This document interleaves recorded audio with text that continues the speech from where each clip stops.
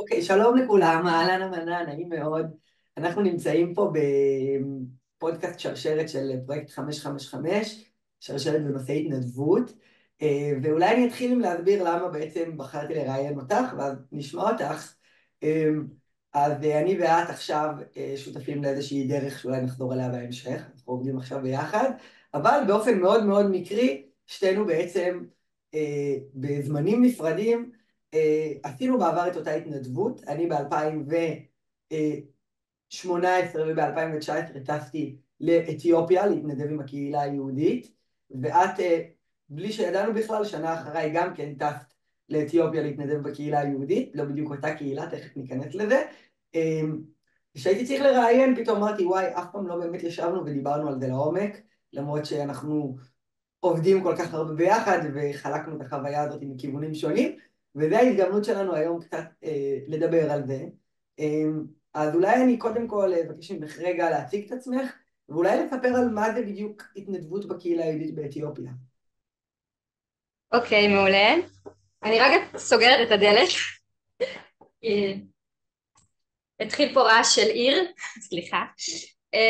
טוב, אז אני אספר באמת שזכיתי להיות בקהילה באתיופיה 3 פעמים. פעם הראשונה באמת הייתה ב-2019, הייתי שם לחודשיים, ואז בזמן הקורונה טסתי שוב פעם לחודשיים, לשליחות שהיא דומה וקצת שונה. אני אסביר בדיוק מה השליחות עוד רגע. ובפעם השלישית זה היה בתחילת שנה, לפני שנה, בחודש אלול הקודם, והייתי שם ככה בחגים ובשביעי באוקטובר, ואחר כך חזרתי לארץ.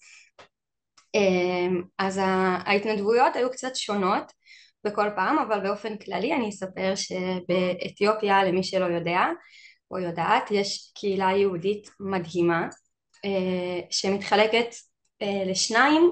חצי מהקהילה, או יותר, הקהילה יותר משמעותית וגדולה, נמצאת בעיר שקוראים לה גונדר, שזה קצת כזה ירושלים של אתיופיה, כזה עיר שיש לה כזה מסורת וכזה, והקהילה השנייה נמצאת באדיס אבבה, שזה העיר בירה, היא קצת יותר תל אביב, אם צריך להסביר.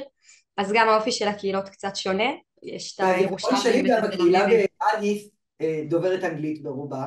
אני התנדבתי באדיס, והמנה התנדבה בגונדר. אה, נכון.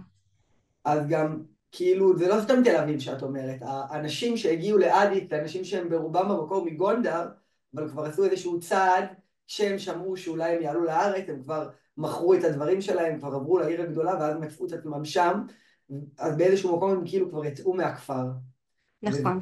משנה את התודעה שלהם.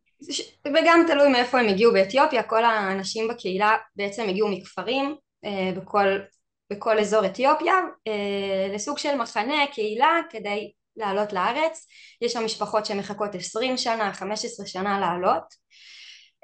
זאת קהילה מדהימה, ואני מרגישה שיותר משהתנדבתי שם פשוט למדתי המון. בעקבות 3 הפעמים האלה אז פתחתי השנה תוכנית בארץ במדרשה שקוראים לה עין הנציב, מדרשה לבנות לפני צבא, שבה פתחנו תוכנית לעולות מאתיופיה שעלו ממש בשנתיים האחרונות, ועם כל ההבנה שהחלום להגיע לארץ הוא חלום גדול שמתנפץ בצורה מאוד משמעותית כשמגיעים לכאן, מול הקושי והכאב של הסתגלות במקום חדש, אז אי אפשר להישאר רק ברצון להתנדב באתיופיה וצריך לעשות משהו גם כאן. והתוכנית הזאת, זה מה שעשיתי בשנה האחרונה, בצורה ממש אינטנסיבית, גם להקים את התוכנית וגם ללוות וללמד בעיקר תורה במדרשה כזה לפני צבא. 12 בנות מדהימות שאת חלקם כבר הכרתי מהקהילה באתיופיה, או את אחים שלהם הגדולים, וזכיתי גם לפגוש אותן פה בארץ.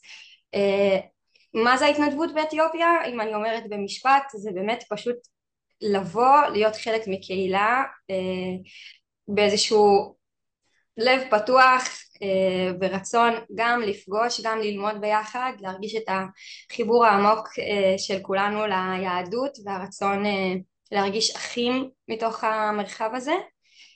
איזשהו מקום של סולידריות כזאת, של להגיד כאילו למרות שהמדינה שלי כרגע לא נותנת לכם לעלות, וכמובן שזה מאוד פוליטי, אני כאמנה מוכנה ורוצה להרגיש חלק מהקהילה שלכם, ללמוד מכם, ללמוד ביחד, להביא לכם את הידע שיש לי בגלל השפה העברית שלי במסורת היהודית, וזו חוויה מכוננת גם באתיופיה וגם בישראל.